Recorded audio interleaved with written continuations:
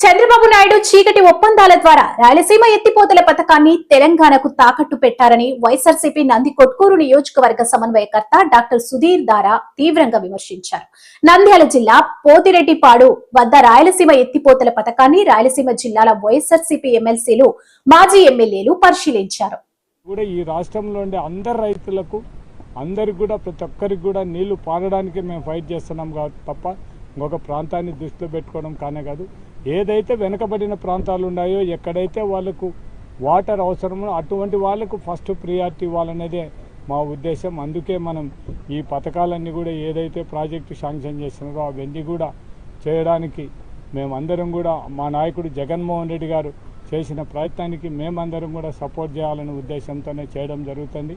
మన దురదృష్టం 2024లో ఓడిపోవడం ఒక విధంగా ఈ ప్రాంతానికి, ఈ రాష్ట్రానికి అయితే కూడా ఇరిగేషన్ ప్రాజెక్టు అన్నీ కూడా అన్యాయం జరిగే పరిస్థితి. చంద్రబాబు నాయుడు మన వాళ్ళందరినీ కూడా ద్రోహం చేసే పరిస్థితులు ఉన్నారు. కాబట్టి ఈ రాష్ట్ర ప్రజలందరూ కూడా తెలుసుకోవాలని విజ్ఞప్తి చేస్తున్నాం.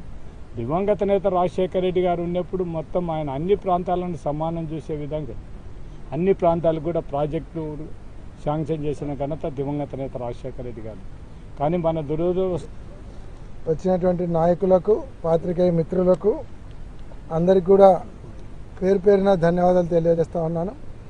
ఈరోజు జగన్మోహన్ రెడ్డి గారు రాయలసీమ ప్రాంతంలో ఉండేటువంటి వెనుకబడినటువంటి ప్రాంతాలు కరువు కాటకాల బారి నుండి బయటపడగొట్టాలి, వీళ్ళందరికీ శాశ్వత పరిష్కారం చూపించాలి, ఏదైతే ఆంధ్రాకు రావాల్సినటువంటి వాటాలను ఎటువంటి పర్మిషన్ లేకుండా పాలమూరు రంగారెడ్డి కానీ, డిండి కానీ, అధ్యక్షులు రంభూపాలన్నకు, అట్లాగే సోదర జిల్లా పక్కన కర్నూలు మా ఎస్సీ మోహన్ రెడ్డి గారికి, అట్లాగే వైఎస్ఆర్ కాంగ్రెస్ పార్టీ ఉమ్మడి జిల్లా వాళ్ళకి నేను ధన్యవాదాలు తెలియజేస్తూ ఉన్నాను.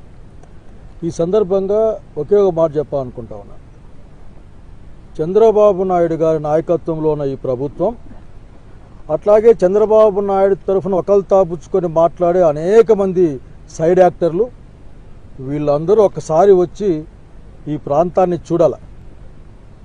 జగన్మోహన్ రెడ్డి గారు చిత్తశుద్ధితో, రాయలసీమ ఉందన్న ప్రేమతో, రాజశేఖర రెడ్డి గారి యొక్క నీటి అడుగుజాడలు నడుచుకుంటూ వచ్చి ఈ రోజున ఇక్కడ రాయలసీమ ఎత్తిపోతల పథకాన్ని 800 అడుగుల నుంచి ఇల్లు కొట్టుకోవడం కోసం ఒకవైపు తెలంగాణ రాష్ట్రం ఇబ్బడిగా ఇష్టానుసారం వాళ్ళు 790, 750 ఈ లెవెల్లో ప్లాన్ చేస్తున్నా ఒక్కసారిగా ఈ ప్రాంతం అన్యాయం కాకుండా దీంతో పాటుగా నెల్లూరు, ఒంగోలు, అట్లాగే చెన్నై, పరోక్షంగా కోస్తాంధ్ర, ముఖ్యంగా ఆంధ్ర ప్రాంతం కూడా దెబ్బతింటున్న ఉద్దేశంతోనే దీని యుద్ధ ప్రాతిపదిక రండి చూడండి.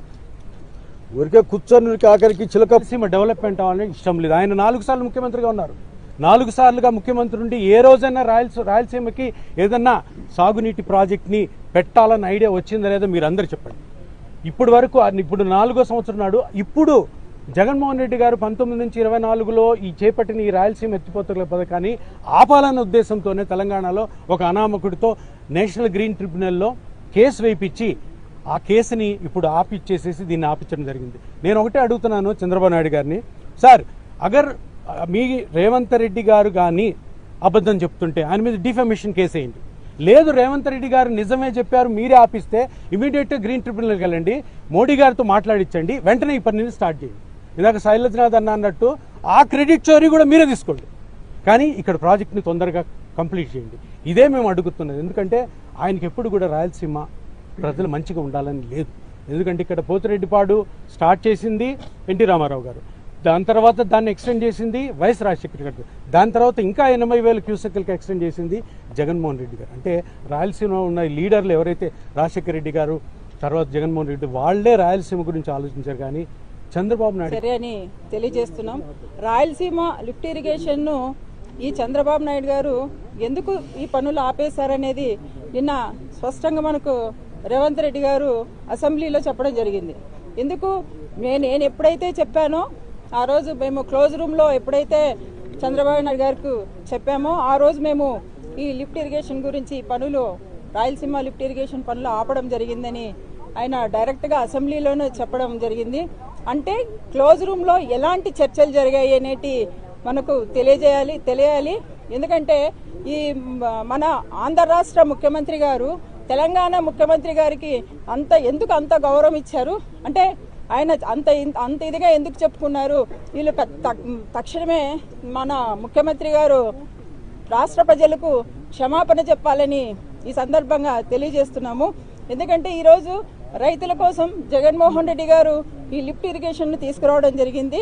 ఈరోజు చూసుకుంటే జగన్మోహన్ రెడ్డి గారికి ఎక్కడ మంచి పేరు వస్తుందనే ఒక ఆలోచనతోనే ఈరోజు మన ముఖ్యమంత్రి గారు ఇలాంటి చర్యలన్నీ తీసుకుంటున్నారు. మరీ ముఖ్యంగా రాయలసీమ అంటే ఎందుకు ఈ ముఖ్యమంత్రికి అంత చిన్న చూపు అని మేము అడుగుతున్నాం. ఈ రాయలసీమలోనే పుట్టారు, రాయలసీమలోనే పెరిగారు, రాయలసీమ వాసి అని చెప్పుకుంటారు. అలాగే ఈరోజు రాయలసీమలో అనే అధికారం నేను రాయలసీమ వాసిని, దాంతోనే అధికారం చలాయిస్తున్నారు. అలాంటి ముఖ్యమంత్రి గారు రాయలసీమకు ఎందుకు చిన్న చూపు? ఈరోజు ఏవి రాయలసీమకు వచ్చినా కూడా వాటికి ద్రోహం చేయడం ఎందుకు అని మేము ఒక రాయలసీమ వాసిగా మేము సూటిగా ప్రశ్నిస్తున్నాం. ఇదే చూస్తున్నాము. రామానాయుడు గారు చెప్తారు ఇది 2020లోనే ఈ ప్రాజెక్ట్ ఆగిపోయిందని. అదే మేము ఈరోజు చెప్తున్నాం 2020లో కాదు, 2020లో మే 5వ తేదీన జగన్మోహన్ రెడ్డి గారు మళ్ళీ ఈ ప్రాజెక్టును చేయడం జరిగింది. సో పేద ప్రజల కోసం, రైతుల కోసం జగన్మోహన్ రెడ్డి గారు ముందున్నారని తెలియజేస్తున్నాం. మరీ ముఖ్యంగా ఈ సందర్భంగా తెలియజేయడం ఏంటంటే ఈ ముఖ్యమంత్రి గారు రాయలసీమకు న్యాయం చేయాలి. రాయలసీమ ఎంతో వెనుకబడిన ప్రాంతమని తెలిసి కూడా ఈరోజు రాయలసీమకు అన్యాయం చేస్తున్నారు. ఈరోజు చూసుకుంటే మా ప్రభుత్వ మెడికల్ కాలేజెస్ వచ్చినప్పుడు కూడా అవి వద్దు అని మాకు ప్రైవేటీకరణ చేయడము న్యాయమా అంటే దాన్ని కూడా ద్రోహమే అని చెప్పుకోవచ్చు. అంటే ఈ విధంగా చెప్పుకుంటే అనంతపురంకి ఎయిమ్స్ వస్తే దాన్ని కూడా తరలించారు, అది కూడా ద్రోహం అని రాయలసీమకు చేసిన ద్రోహం. అదేవిధంగా మనకు హైకోర్టు వస్తే హైకోర్టును కూడా పక్కకు తరలించారు, దీన్ని కూడా రాయలసీమకు చేసిన ద్రోహం అని చెప్పుకోవచ్చు.